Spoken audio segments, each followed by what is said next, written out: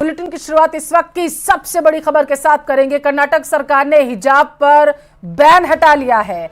BJP ने कांग्रेस सरकार पर निशाना साधा। कांग्रेस ने विधानसभा चुनाव में वादा किया था।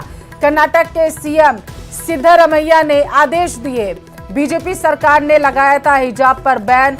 स्कूल और कॉलेज में हिजाब पहनने पर लगी थी रोक। तो इस वक्त की सबसे बड़ी खबर आप तक पहुंचा रहे। बता चले कि बीजेपी सरकार में हिजाब पर बैन लगाया गया था और अब ये खबर सामने निकल कर आ पा रही है कि कर्नाटक में जो बैन लगा हुआ था हिजाब पहनने पर स्कूल और कॉलेजेस में, वो सिद्धरमैया सरकार ने हटा दिया है। तो हिजाब पर एक बार फिर से सियासी घमासान छिड़ता हुआ कर्नाटक में नजर आएगा। बताते चले कि पिछले साल जब हिजाब पर जंग छिड़ी थी तो इस पर तमाम राजनीतिक जो जानकार है उन्होंने अपनी प्रतिक्रियाएं सामने दी थी और सियासत खूब इस मामले पर देखने को मिली थी। एक बार फिर से सियासत के दायरे में हिजाब आता हुआ दिख रहा है। कर्नाटक के सीएम सिद्धरमैया ने आदेश जारी किया है कि जो हिजाब पर बैन लगा हुआ था वो हटा लिया जाए। इसको लेकर के बीजेपी ने निशाना साधा।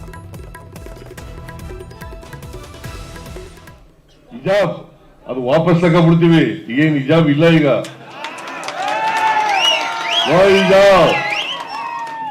ಹಿಜಾಬ್ ಹಾಕೊಂಡು ಹೋಗ್ಬೋದು ಈಗ, ಗೊತ್ತಾಯ್ತಾ? ಆದೇಶ ವಾಪಸ್ ತಗೊಳ್ಳಿ ಅಂತ ಹೇಳಿದ್ದೀನಿ ನಾನು. ಈಗ ಡ್ರೆಸ್ ಹಾಕೊಳ್ಳೋದು ಊಟ ಮಾಡೋದು ನಿಮ್ಗೆ ಸೇರಿದ್ದು. ನಾನು ಯಾಕೆ ನಿನ್ಗೆ ಅಡ್ಡಿಪಡಿಸ್ಲಿ? ನೀ ಯಾವ ಡ್ರೆಸ್ ಹಾಕತ್ತೀಯ ಹಾಕೊಳ್ಳಪ್ಪ, ನೀವು ಯಾವ ಊಟ ಮಾಡ್ತೀಯ ಮಾಡು, ನನಗೆ ಯಾಕೆ? ನಾನು ಊಟ ಮಾಡೋದು ನಾ ಮಾಡ್ತೀನಿ, ನೀವು ಊಟ ಮಾಡೋದು ನೀವು ಮಾಡ್ತೀಯ, ಅದು ನಿಮ್ಮ ಹಕ್ಕು, ನಾನು ಮಾಡ್ತೀನಿ. Very simple, very simple. ನಾನು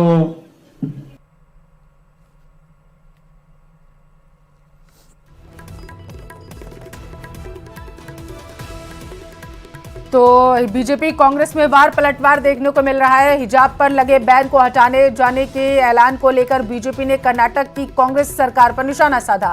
कर्नाटक बीजेपी अध्यक्ष ने मुख्यमंत्री सिद्धरमैया पर बच्चों को राजनीति में घसीटने का आरोप लगाया और आपने सिद्धरमैया को सुना, उन्होंने कहा कि सबकी अपनी इच्छा है, आपको जो पहनना वो पहनिए, हमें इस मामले से कोई लेना देना नहीं है।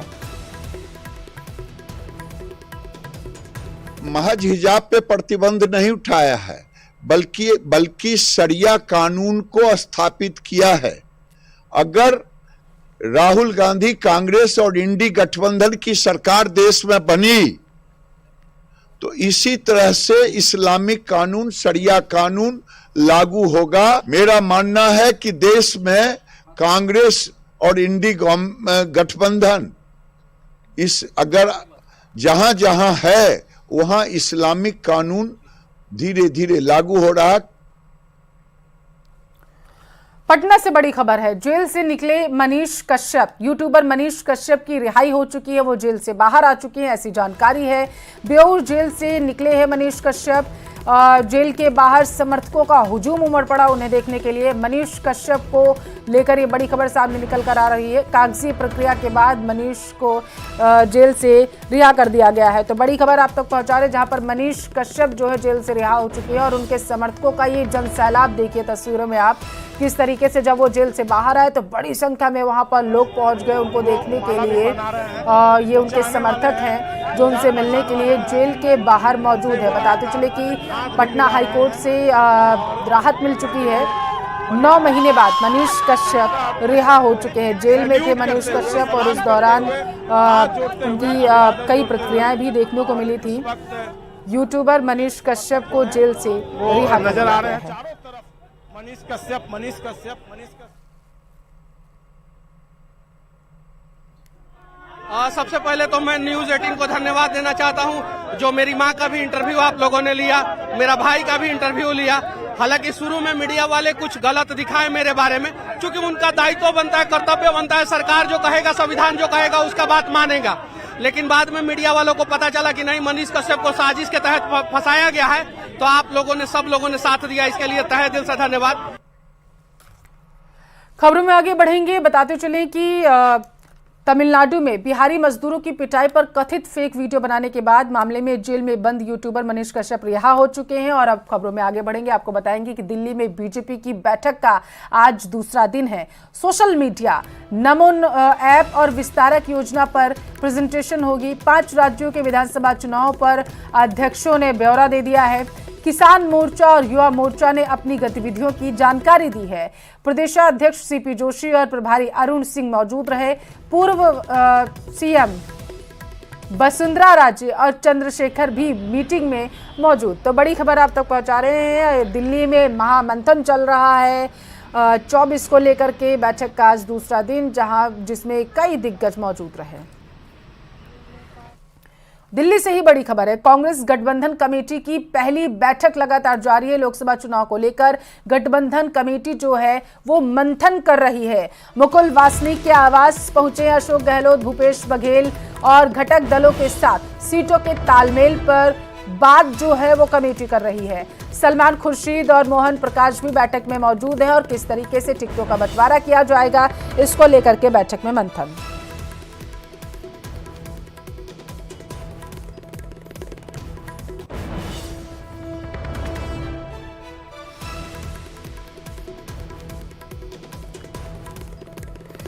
जैसलमेर दौरे पर राष्ट्रपति द्रौपदी मुर्मू है। एयरफोर्स स्टेशन पहुंची राष्ट्रपति, राज्यपाल कलराज मिश्र ने उनका स्वागत किया फूलों का गुलदस्ता देकर के। और पोखरण फील्ड फायरिंग रेंज अब जो है वो राष्ट्रपति जाएंगी। फायरिंग रेंज में सेना का युद्धाभ्यास देखेंगे राष्ट्रपति। शाम को 4:20 पर लखपति दीदी सम्मेलन में वो शिरकत करेंगी। शहीद पूनम सिंह स्टेडियम में कार्यक्रम का आयोजन किया गया है। तस्वीरों में आप देखिए, ये तब की तस्वीरें हैं जब राष्ट्रपति पहुंची थी जैसलमेर एयरफोर्स स्टेशन पर और वहां पर उनका स्वागत जो है सीएम भजनलाल शर्मा और राज्यपाल ने किया। 5:40 पर जैसलमेर से दिल्ली के लिए राष्ट्रपति रवाना हो जाएंगे। सीएम भजनलाल शर्मा जैसलमेर पहुंच चुके हैं। राज्यपाल कलराज मिश्र से उन्होंने मुलाकात की। पोखरण फील्ड फायरिंग रेंज में राष्ट्रपति के साथ कलराज मिश्र, राज्यपाल और उनके साथ सीएम भजनलाल शर्मा लाइव युद्धाभ्यास देखेंगे।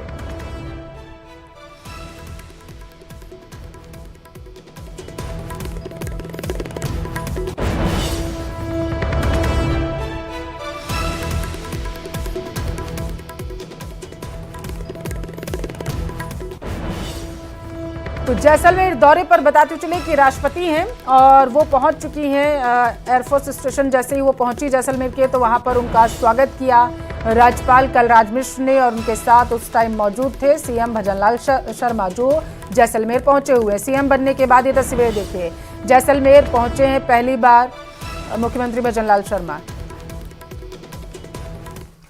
कोरोना फिर डरा रहा है। देश भर में कोरोना के केसेस लगातार बढ़ते जा रहे हैं।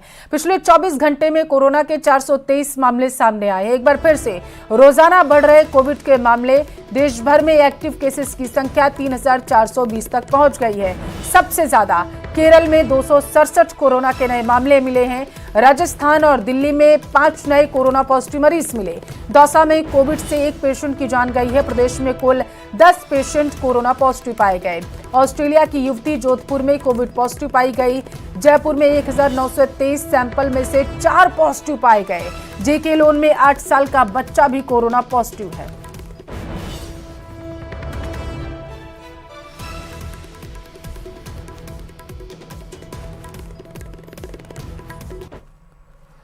कोरोना को लेकर WHO ने एडवाइजरी जारी कर दी है, अलर्ट जारी किया है। इस वक्त की बड़ी खबर आप तक पहुंचा रहे हैं। दुनिया भर में एक महीने में बताया जा रहा है कि 8,50,000 से ज्यादा नए केसेस दर्ज किए गए हैं। ये दुनिया भर के आंकड़े हैं और दुनिया में कोविड मामलों की संख्या में 52% की वृद्धि हुई है, ये WHO ने कहा है। पिछले एक महीने में पर मरीजों की संख्या में बढ़ोतरी दर्ज की गई है। WHO के अनुसार पिछले एक महीने में वैश्विक स्तर पर नए कोविड मामलों की 52% वृद्धि हुई है।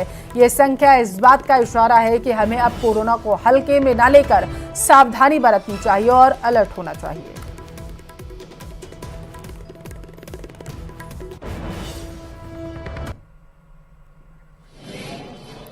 तो कोरोना के नए वेरिएंट की एंट्री के साथ ही टेंशन और ज्यादा बढ़ चुकी है। ऐसे में किसी भी हालातों से निपटने के लिए तैयारी पूरी करने के निर्देश दिए गए। कोटा में कोरोना के नए वेरिएंट को लेकर सभी अस्पतालों में मॉक ड्रिल की जा रही है। तमाम इंतजामों को लेकर अपना होमवर्क पूरा किया जा रहा है। कोटा संभाग का सबसे बड़ा अस्पताल MBS यहां मरीजों की बड़ी तादाद पहुंचती है। ऐसे में जिम्मेदारी और ज्यादा बढ़ जाती है। हमने जो हमारी व्यवस्था है उसको चाक चौबंद करने के लिए कहा है और सारी जो चीज़ें उनको देखने के, जैसे हमारे ऑक्सीजन प्लांट कितने चल रहे हैं उसकी मॉक ड्रिल भी कराई। जो ऊपर से जो गाइडलाइन आई उसको आज भी हमें मॉक ड्रिल के लिए बोला है, पहले भी हमने मॉक ड्रिल करवाई है। और कुछ प्लांट्स बंद है उनको भी चालू करने के निर्देश दिए हैं। जैसे अब हो सकता है उस ऑक्सीजन की ज़्यादा डिमांड पड़े तो उनको भी जो छोटी मोटी कमी है उसको दूर करके दुरुस्त किया जाएगा। जम्मू कश्मीर से बड़ी खबर आप तक पहुंचाएंगे। अखनूर में घुसपैठ की कोशिश को जवानों ने नाकाम कर दिया है। सेना ने आतंकियों पर फायरिंग की। 4 आतंकियों की संदिग्ध गतिविधि पर फायरिंग की गई है। सेना के जवानों की तरफ से बताया जा रहा है कि सेना की फायरिंग में एक आतंकी की जान चली गई है। फायरिंग के बाद एक शव घसीटते हुए आतंकी देखते हुए नजर आए थे। तो बड़ी खबर आप तक पहुंचा रहे हैं। अखनूर में घुसपैठ की कोशिश को जवानों ने नाकाम किया है। 4 आतंकियों की संदिग्ध गतिविधि देखी गई थी जिस पर फायरिंग कर दी जवानों ने और इस फायरिंग में एक आतंकी की मौत हुई है। दावा इस बात पर किया जा रहा है क्योंकि आतंकी एक शव को घसीटते हुए उस एरिया में नजर आए हैं। और जम्मू कश्मीर के पुंछ से बड़ी खबर आप तक पहुंचाएंगे। सुरनकोट इलाके में मोबाइल इंटरनेट सेवाएं बंद हैं। ऑपरेशन तीसरे दिन भी सर्चिंग का लगातार जारी है। डेरा की गली इलाके से 20 लोग हिरासत में लिए गए। पुंछ में आतंकी हमले के बाद बड़ा एक्शन लिया गया है। आतंकियों ने घात लगाकर हमला किया था। सेना के 2 वाहनों पर हमला किया गया था। आतंकियों के द्वारा हमले में 4 जवान हमारे शहीद हो गए थे। तो बड़ी खबर आप तक पहुंचा रहे हैं। सर्च ऑपरेशन अभी भी जारी है। आतंकियों को धरपकड़ करने की कोशिश लगातार जवानों की तरफ से की जा रही है। पुंछ से ये बड़ी खबर है जहां पर घात लगाकर बैठे आतंकियों ने सेना के जवानों के वाहन पर हमला बोल दिया था। 20 लोग डेरा की गली इलाके से हिरासत में लिए गए हैं जिनसे पूछताछ की जा रही है।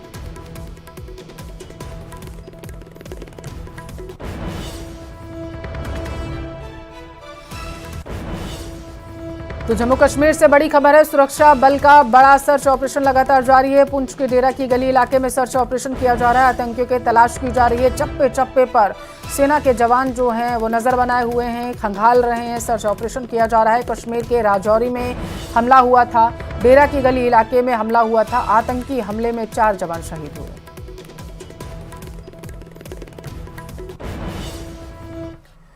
और उधर पाकिस्तान में बलूच समुदाय के लोगों का प्रदर्शन लगातार जारी है। इस्लामाबाद में हंगामा करने वाले प्रदर्शनकारियों ने अब क्वेटा से गुजरने वाले हाईवे को जाम कर दिया। वहां सैकड़ों लोग हाईवे पर डेरा जमा कर बैठ गए और घंटों तक वहां से नहीं हिले। इस्लामाबाद के साथ ही पाकिस्तान के कई शहरों में इसी तरीके के प्रदर्शन हुए। बताया गया है कि पाकिस्तान सरकार की दमनकारी नीतियों के विरोध में बलोच समुदाय के लोग प्रदर्शन कर रहे हैं।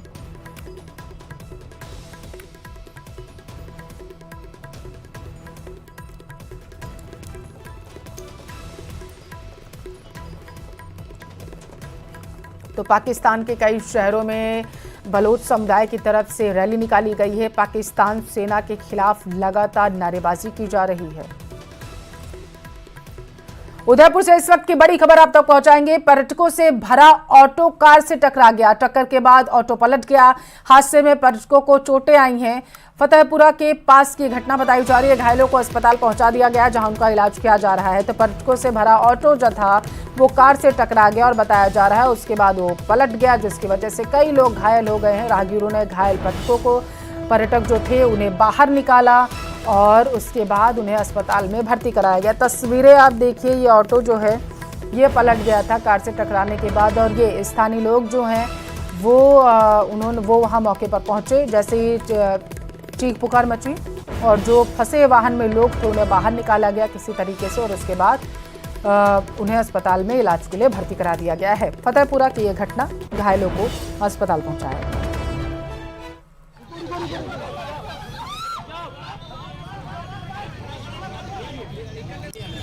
तो उदयपुर से ये बड़ी खबर आप तक पहुंचा रहे हैं जहां पर टक्कर के बाद ऑटो पलट गया है और जिसके बाद जैसे ही ऑटो पलट गया सड़क पर, तो ये तस्वीरें देखिए किस तरीके से वहाँ पर जो आसपास के लोग थे तुरंत वो लोगों को बचाने के लिए, जो ऑटो में फंसे लोग थे उन्हें बचाने के लिए वहाँ पर पहुँच गए। और कड़ी मशक्क़त के बाद ऑटो को कुछ लोगों ने सीधा किया और उसके बाद जो उनके और भी लोग मौजूद थे उन्होंने ऑटो में फंसे लोगों को किसी तरीके से बाहर निकाला। हालांकि चोटें काफ़ी लोगों को आ चुकी थी, जिसकी वजह से उन्हें अस्पताल में भर्ती करा दिया गया है ताकि उनका और बेहतर इलाज किया जा सके। तस्वीरों में आप देखिए ये जो वहाँ मौजूद लोग थे ये ऑटो में फंसे लोगों को ले जाते हुए नज़र आ रहे हैं। फतेहपुरा के पास की घटना है जहाँ पर बताया जा रहा है कि ऑटो पलट गया जिसकी वजह से ये घटना हुई है।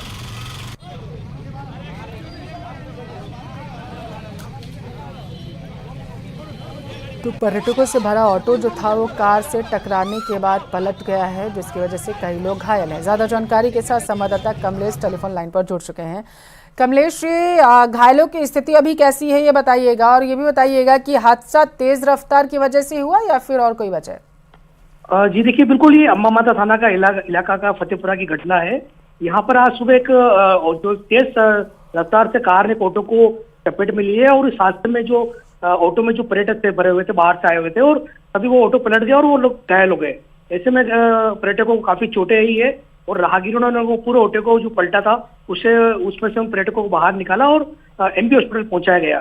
तो वही सूचना मिलने पर अम्मा थाना पुलिस मौके पर पहुंची है और घटनास्थल का जायजा ले रही है और जो कार चालक है उसको भी पकड़ लिया गया और कार भी जब्त की गई है और घायलों का इलाज अभी समय एमबी हॉस्पिटल में चल रहा है। सभी की स्थिति कैसी है, कोई गंभीर तो नहीं है?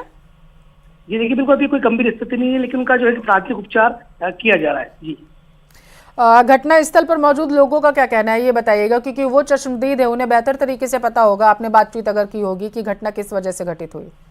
बिल्कुल, देखिए कि जो घटना स्थल है वहाँ पर जो सर्कल पड़ता है फतेहपुरा, उससे देवाली की ओर ही रास्ता जाता है। यहाँ पर जो पर्यटक फतेह सागर की ओर से घूम के आ रहे थे और इस दौरान जो कि सामने से कार आई और तेज रफ्तार से उससे टकराई और ये हादसा हुआ है। बहुत शुक्रिया कमलेश तमाम जानकारी के लिए।